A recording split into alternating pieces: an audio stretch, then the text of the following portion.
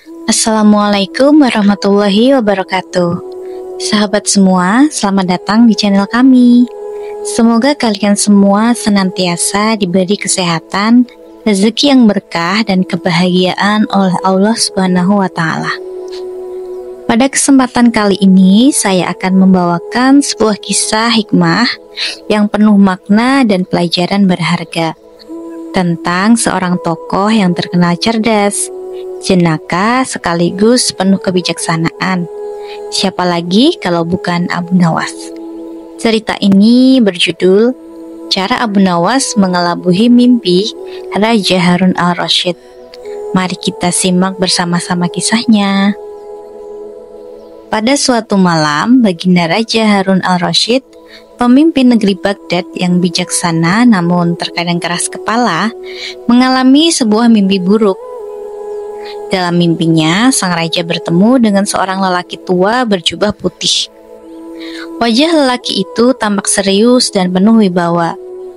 Lelaki tua dalam mimpi itu berkata, "Wahai baginda, ketahuilah, negeri ini akan ditimpa bencana besar jika seorang bernama Abu Nawas masih tinggal di negeri ini. Usirlah dia sejauh mungkin dari Baghdad. Hanya dengan itu negeri ini akan selamat dari mara bahayanya." Baginda terbangun dengan tubuh basah oleh keringat dingin. Mimpi itu terasa begitu nyata dan menakutkan.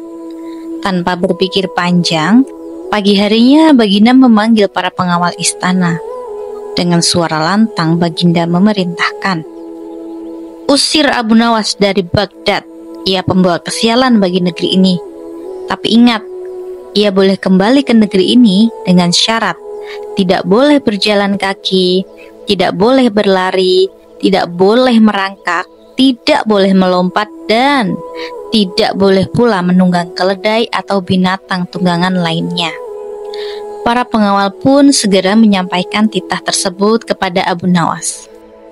Abu Nawas yang terkenal cerdas dan penuh humor itu hanya bisa menerima keputusan sang baginda dengan pasrah. Meski berat, ia tak kuasa menolak perintah raja.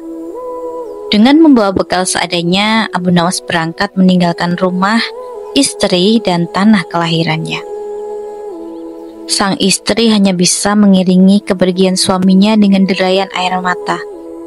Selama 2 hari 2 malam, Abu Nawas mengendarai seekor keledai, menempuh perjalanan jauh keluar negeri Baghdad.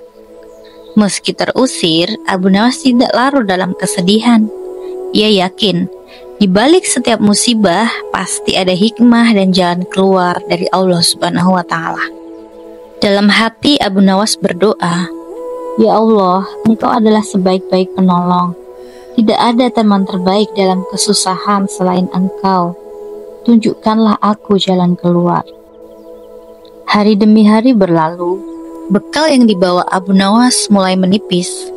Rasa rindu terhadap kampung halaman, istri tercinta, dan suasana Baghdad yang penuh kenangan semakin menggelayuti hatinya. Hingga pada hari ke-19, Abu Nawas mulai berpikir keras.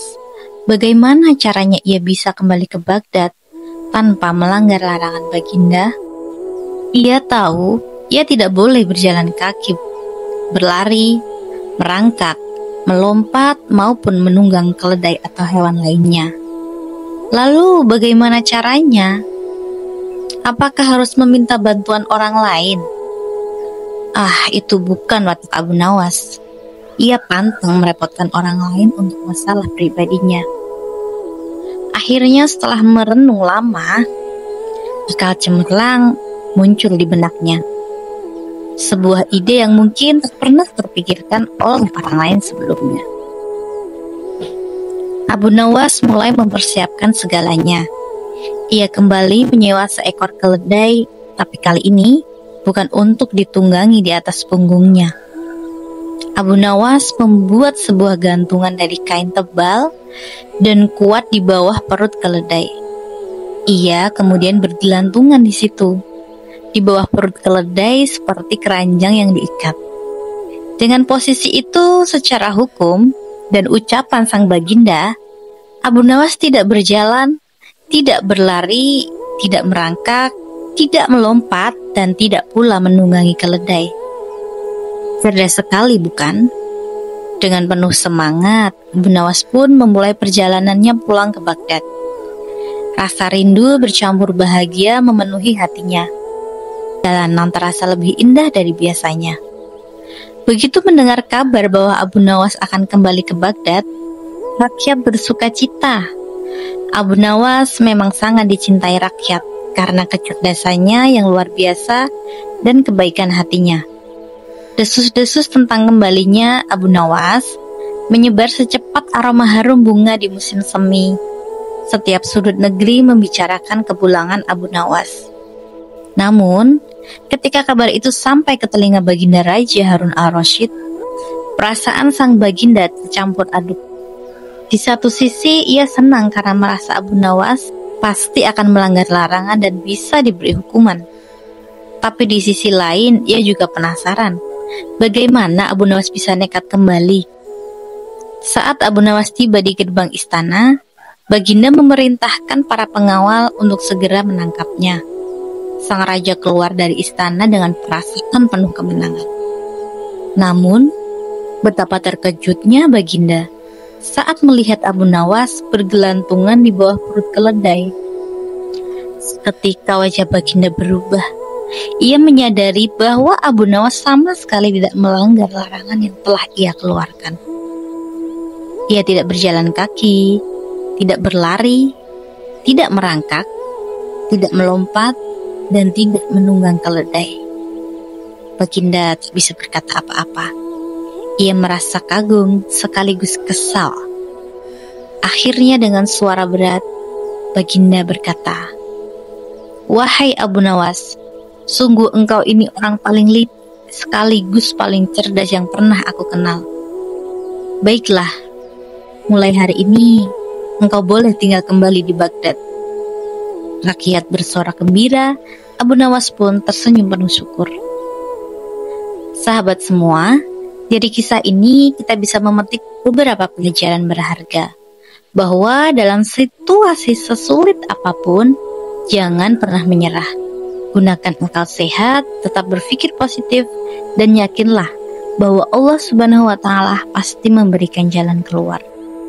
Seperti yang dilakukan Abu Nawas, di saat semua orang mengira tidak ada harapan, ia justru mampu menemukan cara yang cerdik tanpa melanggar aturan.